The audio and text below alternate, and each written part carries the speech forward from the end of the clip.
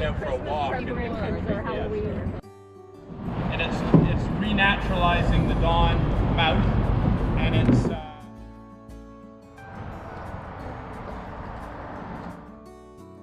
Hey, thanks for checking out our trip on Toronto's Lower Don River, exploring the river's past, present, and future. This outing involved members of the Wilderness Canoe Association and took place on October 23, 2022. The Don River got its current name from John Graves Simcoe, the first Lieutenant Governor of Upper Canada, who apparently thought it resembled the Don River in Yorkshire, back in England. The Woonsoconnex lands, an Indigenous place name for the Lower Don River, are a part of the traditional homelands of different Indigenous peoples, including the Wendat, the Haudenosaunee, and the Anishinaabe, and now home to diverse First Nations, Inuit, and Métis peoples. The territory is governed by Treaty 13 with the Mississaugas at the credit, and is subject to the Dish with One Spoon Wampum Belt Covenant that promotes peaceful sharing and protection of the land in this region.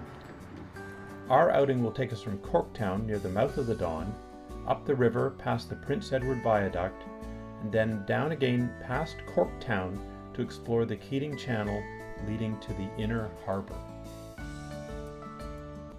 Corktown, near the mouth of the Don, and this is where the first railway crossing, the CN and GO line is now here, but the first rail to go in coming out of Toronto to the east is the Grand Trunk Railway, and you can see the stone abutments. I believe that's where the crossing went. It angled a little bit farther north than the current line. And the Grand Trunk Railway went till about 1920 when it was nationalized and incorporated into CN Rail. So off we go, heading north from Corktown. I've heard that bridge is going to be demolished this year. Oh, okay. So it's not, nobody's using it. It's not even a footpath anymore. Well, that was out of commission since the Don Valley Parkway started in the mid-60s. Makes sense, yeah, okay. And the other bridge on the other side of it is a gas pipeline. Oh, yeah. That's also, I believe, going to be area. Anyway, we're right under Queen Street. This is one of the first bridges. And the very first, the oldest building in Toronto is the Scatting Cabin. And John Scatting was an assistant to Lieutenant Governor Simcoe, and he had a land from the lake shore up to Bloor Street, 250-something acres. And he had a cabin right here, somewhere just south of Queen Street on the east side. And this was called Scatting's Bridge, I think the original crossing. Now it's the Queen Street Bridge. And there's a philosophical saying on the bridge as you drive or walk over it. You know what it is? Something like... Yeah, something like that. That's something like that. So, yeah, anyway, very provocative. Anyway, we'll just keep going upstream. Thanks to the famous whitewater paddler Heraclitus for that quote. Well, this is Gerard right here. Oh, Gerard, okay. Correction. And the Don Jail is just to the right. You can't see it. That's Bridgepoint Hospital. And back there is Dundas Street, which was the military road built by Governor Simcoe down to London. And named after Henry Dundas, who was a politician who lived in the 1700s. And they've actually voted to rename Dundas Street because Henry Dundas wasn't sort of too keen on abolition, so slavery. So people figure, why are we naming a road after it? So City Council agreed to do that. It was supposed to be done this year, but it's been put off till next year. So if you have any good ideas, send them in. It's a long road. That's a lot of So, Yes. what are they likely to call it? I haven't seen any ideas. It was also called Governor's Road way back when, and I think... This map shows the original meandering path of the Don, which regrettably was replaced by an industrial channel from Riverdale to Corktown in 1894. All right, going up the river.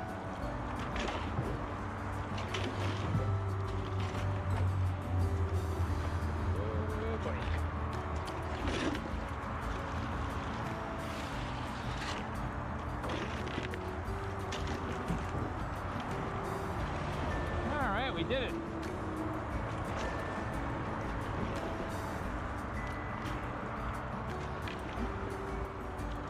an effort. North of Riverdale, we go into the disused CP rail bridge and enter an area of great historical significance. This is approximately where the Gete-Onagaming Old Portage Trail from the Humber River reached the Don River, a route used by indigenous peoples for thousands of years. In the 1790s, Lady Simcoe painted a fallen tree that was used as a footbridge in this area. In later years, this was the location of Don Vale House, a popular spot for drinking and gambling, and of the old Winchester Street Bridge, which did not survive the opening of the Don Valley Parkway in the 19th century.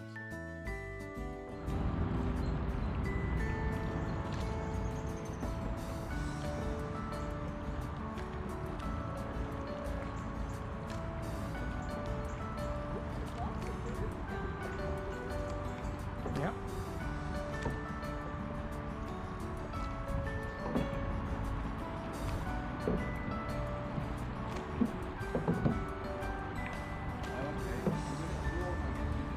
We're not gonna play bumper. Yeah.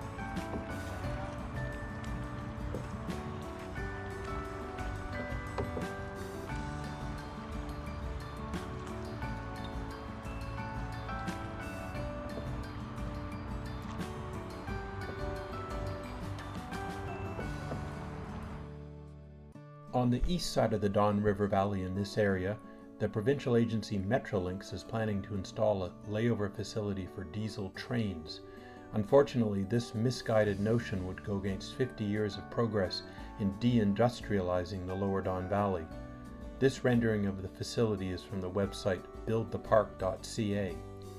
The west side of the valley, just below the viaduct, was the location for the summer house built by the Simcoe family, named Castle Frank.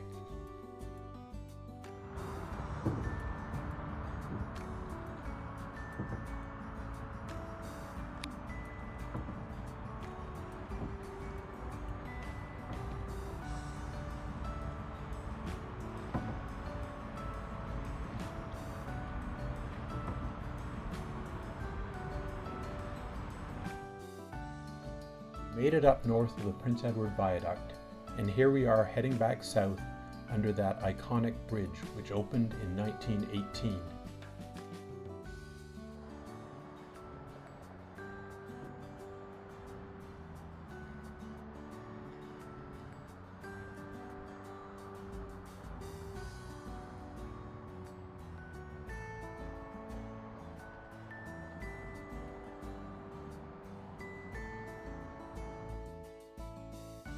There's some ducks up here. Cormorant? Maybe. Yeah, look like cormorants. Almost like snakes. There's a good idea as a podcast about cormorants.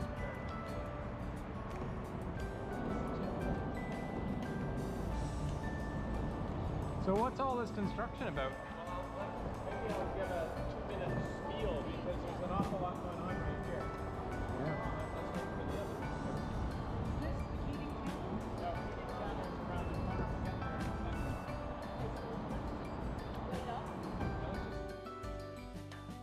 And it's renaturalizing the Don mouth, and it's coming up with a configuration that handles flooding. So the river will go one way, but there'll be a flood channel, and there'll be weirs that allow them to control the flooding.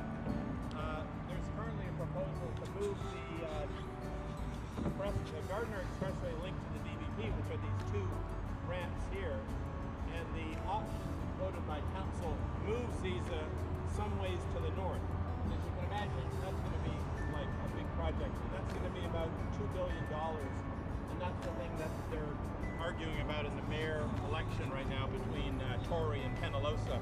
This area is going to be widened, and there's going to be a sediment management area in there. Lakeshore Boulevard there, you can see the bridge. There's like 2 spans, 2 or 3. It's going to be a couple more, so that's going to be wider. This is going to be an open area. So it's all designed to make this flow work better, etc.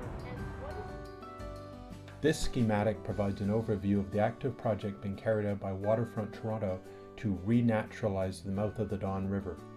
You can find a lot more information on this project at waterfronttoronto.ca.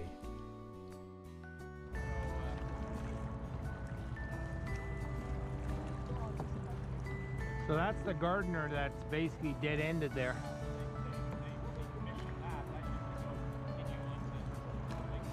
Yeah.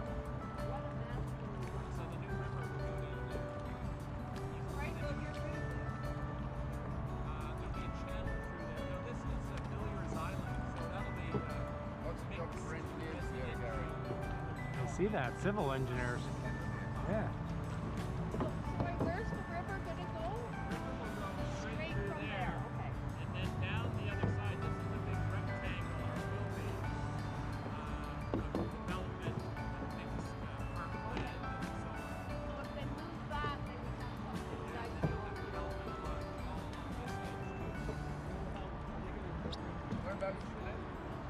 live on open yet. But fairly open. And this is a nice pub. One place where you got a patio on the water. You have a drink or a burger. So this is a drawbridge, I guess, eh? Yeah. Okay. It's actually a swing. It lifts off. Yeah. Swing bridge, sorry, yeah, not drawbridge, yeah. And it was out of commission for a long time. Okay. Very long. This used to be the Irish Rovers Tavern. Way, way, way back.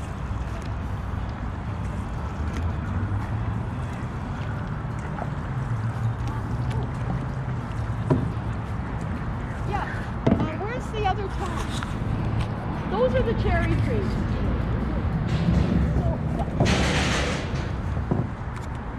Those are actually cherry trees in that little park in there. What trees? Cherry trees. So that we can see the blossoms in the spring. And there's a cherry street. I said, what? Who They knew? must have always been there. They call it Cherry Street. Yeah, exactly. It's a very small park and they just look like ordinary trees all year round. And what's this bridge coming up? Part of the Portland's redevelopment. Okay, it's pedestrian, or I guess it's pedestrian, right? It's this has transit. Does it? and Oh, okay. This is two bridges. It's transit and pedestrian and cars. Okay.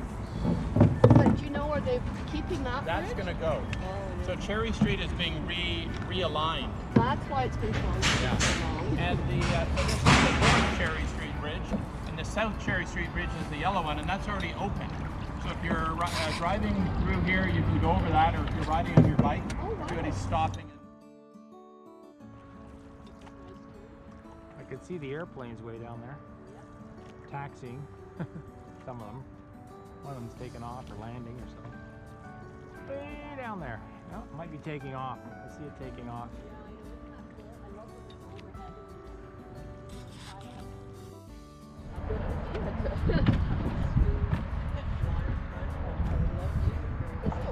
I guess a lot of the spit is Well, landfill. that's brand new. That wasn't. They're not brand new. Lots.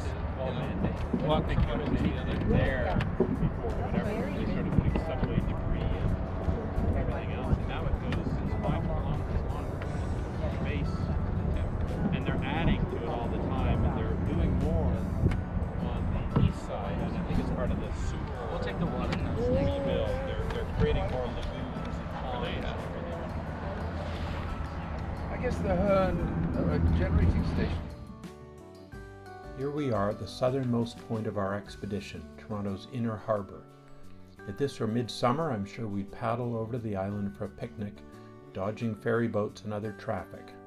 Instead, today we'll head back along the Keating Channel to where we started, right by Corktown.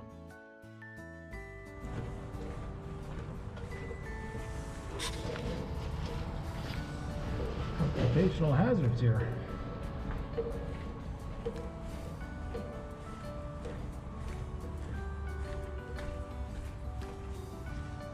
More or less clear that way. Well, we made it back. Thanks for joining us on this trip to look at the Don River's past, present, and future. If you're interested in the history of the Lower Don, here are some great sources.